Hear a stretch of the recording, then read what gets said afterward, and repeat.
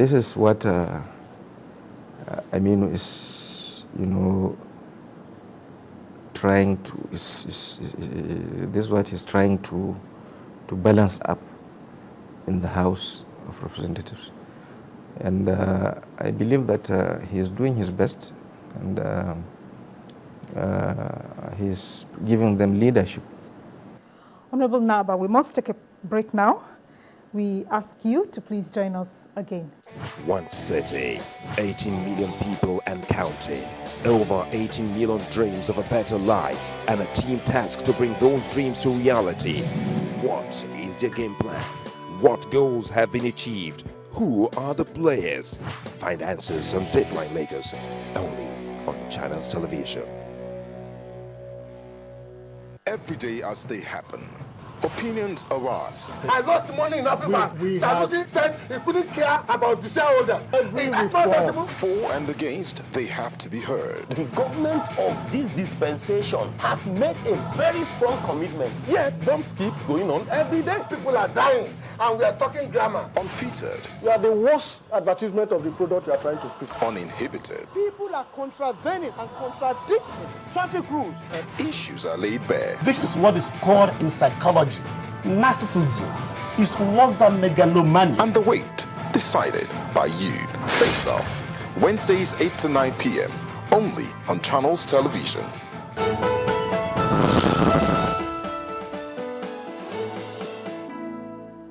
Welcome back.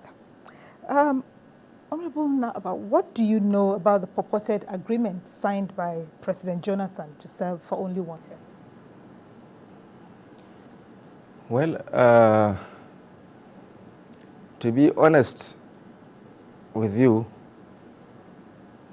when in 2011, President Jonathan wanted to contest for the election, I was not a governor.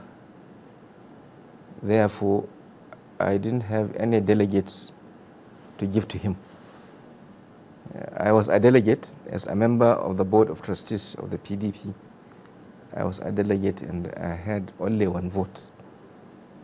Therefore, all the negotiation that took place was between him and the governors. And in states that don't have governors, there were what were called party leaders. They had the delegates. So I was not privy to the negotiation. I don't know what they had discussed. Up till now, nobody has ever given me or shown me any document to suggest that that was what they agreed with President Jonathan. And I thought that that kind of documentation is unnecessary as far as I'm concerned. Anybody has the right to contest to become the president of Nigeria, wherever he comes from. But what is very, very important is that when there are agreements, or when there is an agreement, that agreement must be upheld, no matter the pain. Because if we don't learn to honor our agreements, we are not men of honor. So wherever there is an agreement, it must be honored. But in this case, none of us has been briefed after the primary elections of 2011 by anybody about the process,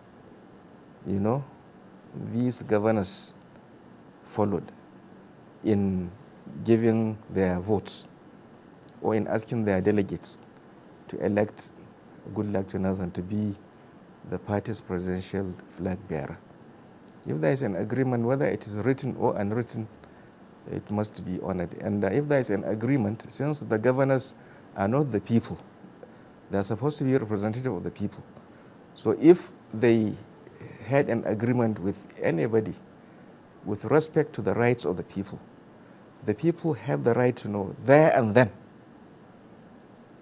But nobody... Not 4 years down the line. Not 4 years down the line. You come out and say, this was the agreement you had with somebody. Who are the witnesses? But are you one of those who believe that the North should produce the next president in deference to the PDP zoning formula, which was disrupted by Yar'Adua's unfortunate death? In 2011, of course, before the primary elections, I was part of President Babangida's campaign. And I definitely worked to have a president from the North. And I thought I should support Babangida because he has a nationalist, credential. Because once a president elected, wherever he comes from, he is supposed to be the president of Nigeria. And he is supposed to govern Nigerians as equals. And I believe that if things had been going right in this country, nobody would have been asking where a particular president comes from. And that time, we expected that the tenure of President Umar Yar'Adua would of course be completed by someone from the North. Somehow, the party felt otherwise. No matter what happened in between. President Jonathan became the candidate of the party. When he became the candidate of the party, I had no choice but to support him. If you were a biographer and you were asked to write a book on President Olusegun Obasanjo, how would you describe his role in Nigeria's politics? Well, honestly, I don't want to keep discussing President Olusegun Obasanjo. By now, every Nigerian must have known the role that President Obasanjo played in the politics of Nigeria. And honestly, I can't give him any compliment. But I don't like discussing. Well, I did that a lot of times. And I thought that we should... well, I thought we should make some progress. Do you agree that the outcome of the proposed national dialogue should be sent to the National Assembly for ratification? Well, the National Assembly is our law-making body. And whatever comes out of any dialogue to be used by Nigerians as part of their governance process must have the backing of the law. And the only law-making institution we have in this country is the National Assembly. So I believe that the National Assembly should look at... You prefer that to a referendum?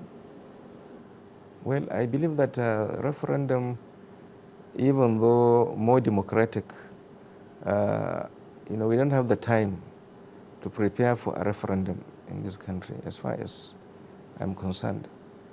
It will be much easier and faster to have those already elected by the people to make laws for the order and good governance of this country, to sanctify the whatever documents produced by the dialogue.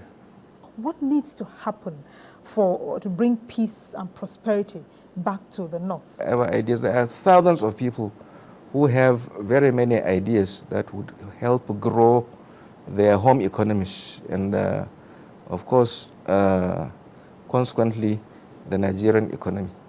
But because you find out that what is today happening is that most of our governors don't patronize anybody.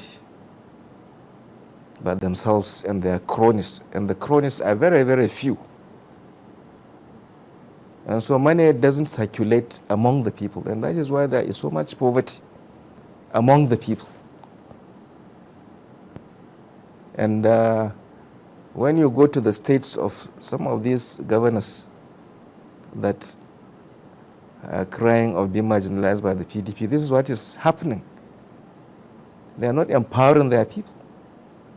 They are empowering themselves and their cronies.